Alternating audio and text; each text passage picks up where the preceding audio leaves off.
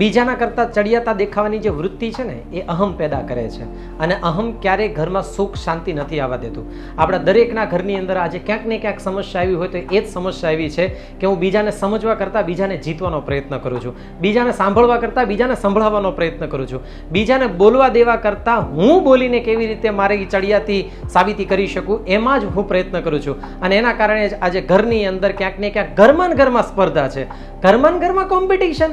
અને એ પણ કેવી હેલ્ધી નહીં, અનહેલ્ધી. કેવી કોમ્પિટિશન કે મગરને હું ક્યાંક ને ક્યાંક માછલી બનાવવાનો પ્રયત્ન કરું છું અને માછલીને ક્યાંક ને ક્યાંક હું વાંદરો બનાવવાનો પ્રયત્ન કરું છું. ઇન શોર્ટ કહેવાનો મતલબ એ છે કે પ્રાણીઓ તો પ્રાણીની દુનિયામાં છે, પણ આપણે માણસ થઈને પણ એકબીજાને કમ્પેરિઝનમાં રહી અને ઘરમાં સ્પર્ધા પેદા કરીએ છીએ. અને આ સ્પર્ધા કોઈકને જીત આપશે, કોઈકને હાર આપશે.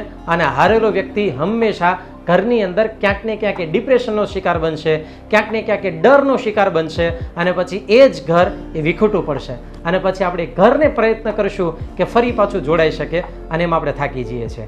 તો જો તમે શબ્દની સચ્ચાઈને સમજશો તો આ વાત તમને સમજાશે.